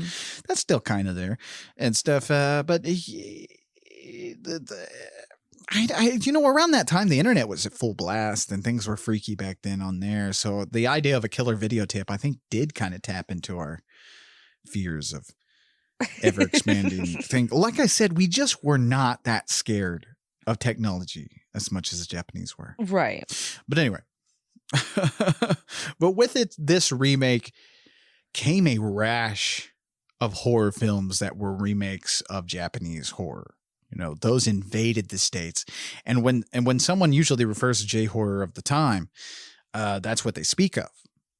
You know, when people are like J-horror and stuff like that, some people are mostly referring to the remakes, which is kind of interesting. But the Japanese themselves started making horror movies in the mold of The Ring in order to get more remakes. You know, I mean, they're making a shit ton of money off this. Right. Among these were One Missed Call by Takashi Miike. And it is a very good fucking horror movie with an absolutely terrible remake. It's about it's about cell phones. You know, you get a call on a cell phone from this evil spirit and stuff, and then you die. Okay. It's freakier than it sounds. Okay. it's a lot scarier than it sounds. But yeah, terrible remake with Ed Burns. It was fucking terrible. In fact, I think it's rated the worst of the Japanese remakes at the time, you know. But anyway, also the original director of Ringu returned with Dark Water, you know, back then during this time. And Dark Water is Very good. You know, Ringu and Dark Water, they deal with not only with ghosts and stuff, but also a single mother's dealing with societal pressures. I think that's another thing that the remakes kind of get lost, which Dark Water was also remade with Jennifer Connelly during that time. Okay. It sounds like I'm going real fast, but that's because it was going real fast. We were churning these movies out. But anyway, mostly casual horror fans tend to stop at the remakes and their Japanese counterparts. You know, The Grudge, for example, we seem to be stuck on that series of films here in America, remaking them every so often. The original, by the way, the original remakes of The Grudge, like I said, were very good. And I think the reason I did like them better than The Ring or Ring 2, which, you know, I liked The Ring when it first came out in theaters, but when I watch it now, it lost it. It's not, it doesn't really hold up for me. But I like that Grudge remake better because it's the original director of the Japanese movie. Oh, that's cool. Yeah, Shimizu directed the first 2 Grudge films here in America. And you can stop at Grudge 2 because they're fucking awful. The American ones, I don't even know what they're about. Oh, they get worse as they go. So we'll cover the Grudge. Well, we are gluttons on here, so we are completists. So we will cover all these movies at some point in our life. But anyway, you can stop at Grudge 2. But mostly Japanese horror was a flash in the pan for us in the early 2000s, you know. But we continue to remake Japanese horror movies to this day, and they tend to be fucking terrible. Like the remake of Old Boy, which completely misses the point and feel of the Japanese original. It's terrible. But you'll hear the question pop up. What happened to Japanese horror? You know, because in America, we tend to close ourselves off as soon as we're done experiencing the thrills. You know what I mean? Right. We usually close ourselves off and we stop looking. Well, there were some good ones coming out if you knew where to look. Horror movies in Japan also drew inspiration from urban legends. Yeah, that's right. You ready for some urban legends now? I guess so. This is a spooky part of the show. But Japanese urban legends are a shit ton of fun, man. They're just like urban legends here, only, like I said, the Japanese do it better. Is it like the yokai? A little bit like modern yokai, you know, like it, but it's urban legends, you know, invented by urban stories, you know, over time. More modern, contemporary yokai. Okay. If you want to go that way. But take the Teki Teki, for example. Hilarious name, but not hilarious. You know, it got its own film in 2009 as well, Teki Teki. Again, the Teki Teki is a vengeful ghost, or onru, who takes the shape of a Japanese schoolgirl who is said to have fallen on a railway line and been cut in half. There's also little stories that go along with this, like she was jilted by a boyfriend and she ran out and killed herself on the track. You know how urban legends get. Right. You know, we talked about that, I believe, last episode. She now walks with her hands, you know, missing the lower part of her body, and the name comes from the sound she makes as she drags her spine across the ground, or like some stories, it's her hands pattering on the ground. Okay, Teki Teki kind of thing. I believe there's a story about where a boy's walking down the street and he sees a really beautiful girl leaning out of a windowsill, right? You know, and he says, you know, hey, you're beautiful and stuff, and tries to talk to her. Well, then the Teki Teki leaps out at him. Shit. It's half a girl and starts chasing him down. Oh, shit. And kills him. That's the thing with these ghosts, man. They just fucking murder you. Fuck. No qualms about it. Yeah, the Japanese aren't playing for keeps here. But another urban legend is of the Howling Inuaki Tunnel. Again, we're butchering the language today. But the tunnel is said to lead to an abandoned village only accessible by a tunnel. The stories say that all who enter the village are doomed to a violent death. The sounds of dogs or screams can be said to be heard from the tunnel at night. Oh. Yeah, and this tunnel's sealed up, by the way. But really... Well, I would seal it up, too. Well, really, this may be influenced by an actual murder that took place in the tunnel in 1988. Oh, shit. A group of teens kidnapped and robbed and tortured a young man before burning him alive in the tunnel, which is, like I said, now sealed off to the public. It's kind of a remote location, so it wasn't very used very often, and it was populated by gangs. Oh, okay. But anyway, Scary.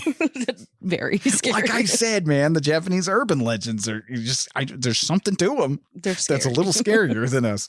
But a 2020 film, Howling Village, is based on the legends and directed by Takashi Shimizu. See, there still are good Japanese horror movies being made. It's fine. You know, there's good ones. You just got to look. Right. And a lot of them in the later 2000s and today deal with these urban legends. You know, you'll notice that a lot about these newer ones that are coming out. Did you know? Nope. Damn. Did you know that Japan has their own version of Bloody Mary? No, I did not know that. Yeah. Tori no Hanako-san, or Hanako of the toilet. What you do is, it sounds a lot more ridiculous than it is. It's kind of freaky. I believe you. What you do is you enter a restroom on the third floor, on a third floor building. Okay. You know, knock on the third stall 3 times. A lot of threes here. And ask Hanako soka ni imasu ka, which translates to Hanako, are you there in English? You might get a reply. Then the door will slowly creak open to reveal a little Hanako girl in a red skirt. She then will grab you and pull you into the toilet, never to be seen again. Oh, shit. Yeah. In some cases, she might ask if you need a friend, but regardless of your answer, you die still. You know. How do they know what she says if people are dying? Well, these are urban legends. How does anybody know what's going on here? But You're right. But the thing with Japanese ghosts, you can't fucking trust them. Yeah, I don't know if you learned that so far. Can you trust any ghosts? Well, specifically Japanese ones, because they seem to be asking you questions that don't have a point. And they still kill you. I think they just having fun. I don't know. I'm gonna fuck with this guy. But, I'm bored today. But you know, don't trust them. Just like the slit-faced woman. Okay. Or the slit-mouthed woman. It's a Japanese urban legend about Kachisaki Onna, another Onru, and often described as a contemporary yokai. Like we said, you know, according to the legends, you might find yourself walking alone down a street when a beautiful woman in a surgical mask or face mask, the kind the rednecks complain about, she'll approach you, right? And she will ask you if you find her beautiful. Now, if you say no, she will pull out a pair of scissors and kill you. Oh. Yeah.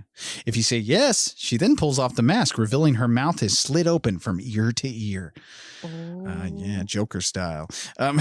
She then asks again. And if you say no, she kills you. Say yes, and she cuts your mouth open from ear to ear to match hers. So either way, you're fucked. Yep. Kind of a fuck. God. That's wouldn't it be funny if that's how Ghost worked, that movie? You know, with Patrick Swayze?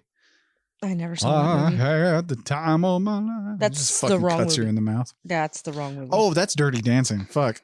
Again, you guys, I don't rom-coms, man. I forget them. They all blend together. Was that a rom-com? Would you consider Dirty Dancing a rom-com? No, it wasn't a com. There's no com in that movie? I don't think so. I might have to watch Dirty Dancing again. Anyway, any fucking way. The point is, the bitch is gonna kill you. Yes.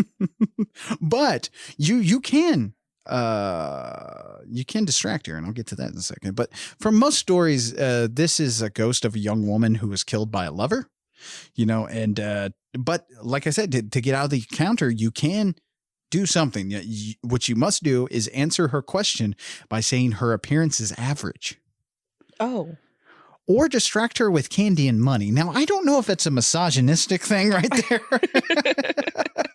Maybe she's just having a bad day because she's on her period. Bitches need candy and money. You know, toss that at them to be just fine. Like I said, I don't know if that's what that is. I'm sorry. I mean, only if I was on my period, really. Yeah, that's true. It's a bonbon. So always carry candy with you, you know. Okay. And money. Money that you can give away. Now, Kachisaki Ono, of course, made her way to film with the 2007 horror film Carved, directed by Koji Shirasashi. That's a good name. Yeah, it's very good. Yeah. Carved. I believe it's called Carved, the Slit-Mouthed Woman. There's a Carved 2 as well. Scissor Party, I think is what it's called. I don't know if that's a porn that I just found. I'm sorry. That may have been a porn I found. That does not sound like a horror scissor party. Could you imagine? I'm like, okay, it's time to watch the sequel. Carved scissor party. Well, this is a weird way to start off this, but I saw those hentais. I'm good. Let's wait till the scary stuff happens.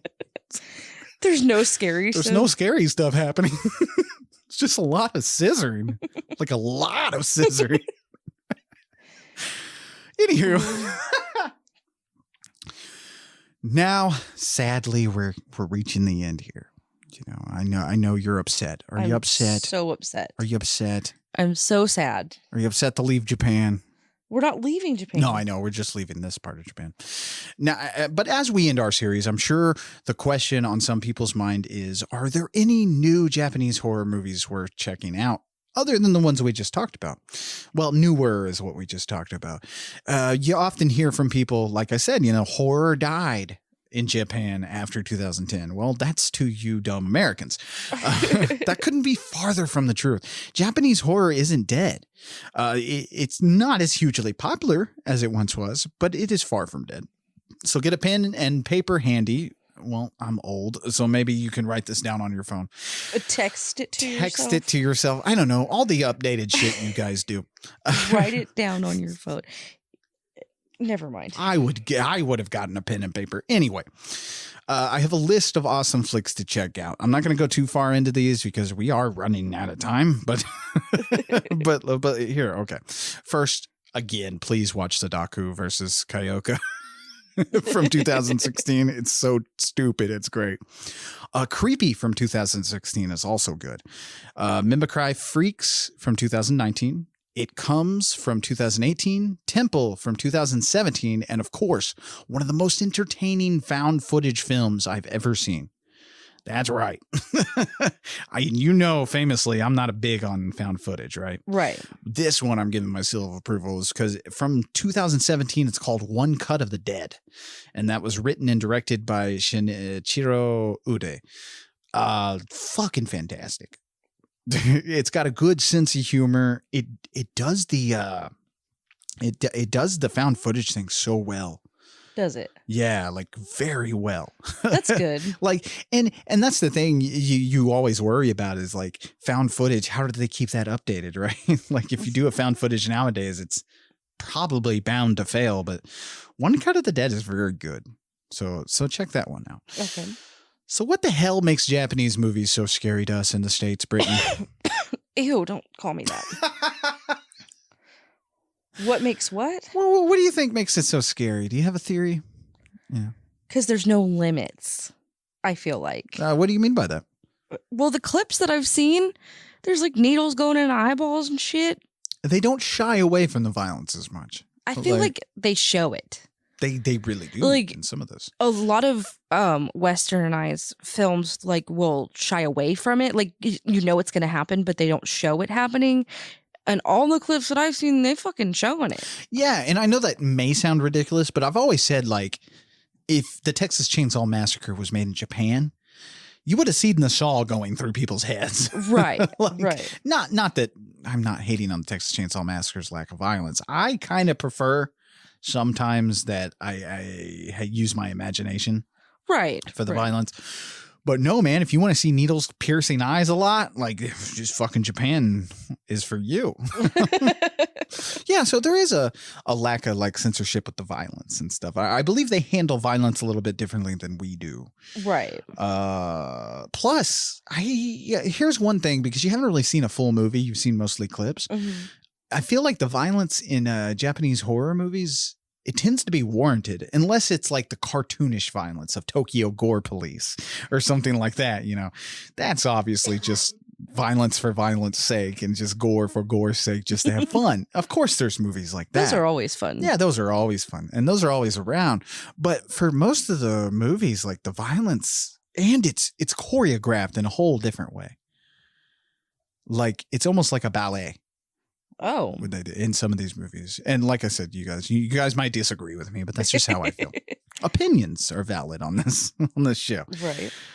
But anyway, and I think when they do go for scary, when they go for straight horror, I feel like it's the foreign feel of the whole thing to us. I guess the more important question is, why is Japanese horror scary to us? Oh, that makes sense. Yeah, because we have a whole cultural separation, as we've talked about in this series. The cultures are different. So why would that be scary to us? And I believe, I think it's just because that we do not know the culture. That makes sense. Yeah. It's because these ghosts and these demons, we don't know these things, and often that makes them feel a lot more fresh to us. Right. And it's undeniable that the horror films of the J-horror boom had a huge influence on our own horror. I watched a movie called Malignant, directed by James Wan, which James Wan's entire filmography feels like he took a lot of inspiration from Japanese horror.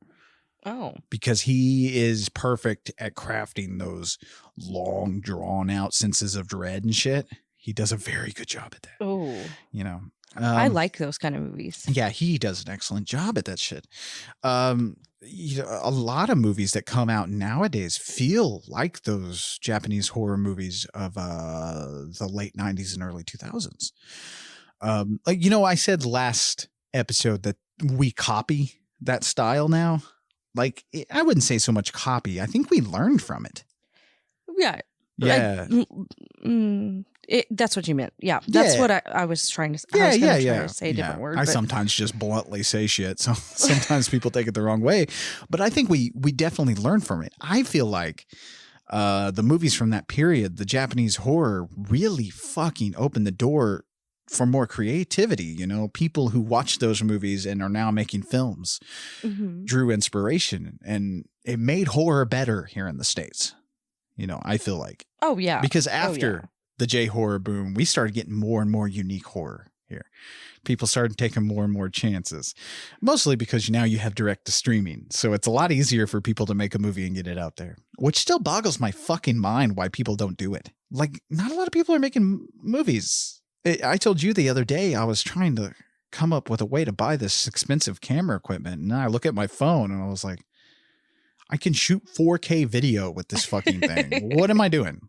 What the fuck am I doing? Probably because society and capitalism. Yeah, it's really weird. So anyway, I'm going on a rant here.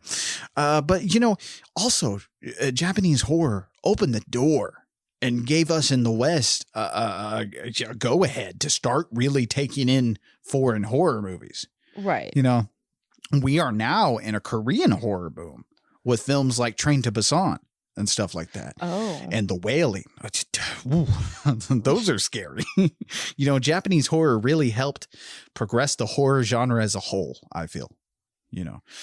So we owe a lot to these films, and we owe a lot to the culture and people of Japan. Of course, we didn't get to cover all the Japanese horror as much as I really wanted to, but I'm really trying not to make these over 2 parts, Right. Because I feel like people are wanting us to talk about movies eventually. So, this is a movie podcast. Yeah, this is a movie podcast. Although I have been having a lot of fun with these, but there are some amazing films out there, and hopefully this series opened your eyes and fears to different cultures. And maybe before you say, I don't like subtitles, you can give Japanese horror a chance. Right. What's the worst that can happen? You get scared. You like the movie? So how do you feel about Japanese horror? I'm ready to watch the movies. Yeah, you ready to get into it? Yes. Oh, we're going right into it. We touched on Japanese urban legends here, and I thought I'd like to take the time. I read a kaiden last time. Okay. I thought I'd like to take the time to read a Japanese urban legend to close out the show. Now, I actually wrote this. That's right. I fucking wrote something. Then it's not really a Japanese urban legend. No, it is a Japanese urban legend. I just wrote it in my own words. Oh. Okay. I wrote a story. I wrote something. Okay. Okay. I didn't copy this from the internet. God, give me some credit. Okay. Anyway, it's based on the urban legend of the girl from the Gap. So, The store? I just saw a chick in some khakis. Woo! Welcome to the Gap. Sorry. I wasn't trying to make fun of your story. Damn, you just fucked up the mood, yo. I'm sorry. Half price denim. Woo. I'm sorry. That's fucking brilliant. Okay. Everybody sit out and, gather around Uncle East fire. Why do I really shouldn't call myself Uncle Lee. No. That sounds like I might touch people. Okay, anyway, here we go.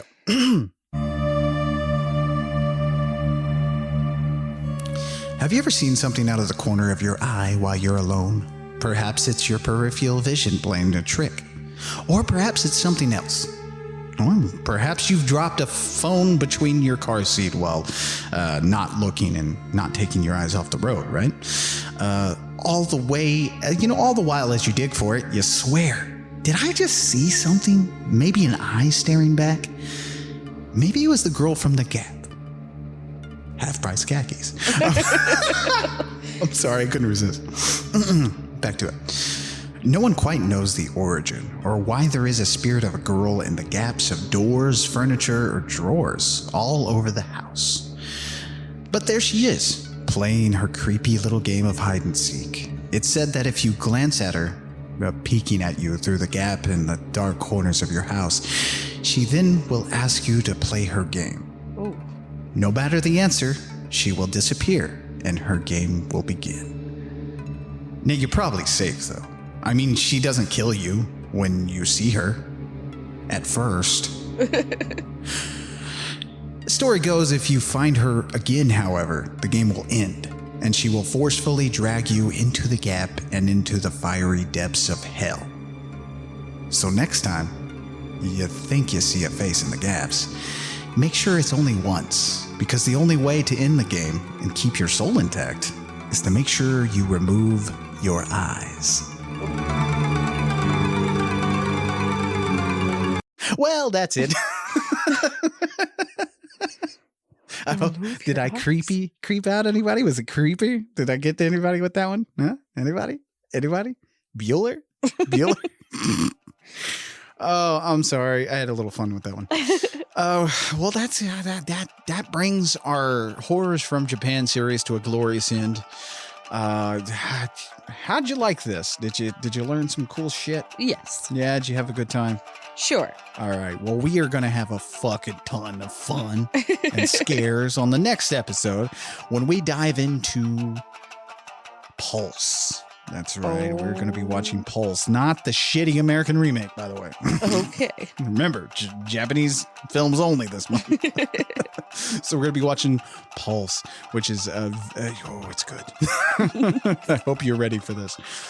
Well, that's the end of our show today. Thanks for joining us this week. I'm Lee Evans saying sayonara. Okay. Now you just threw it all off.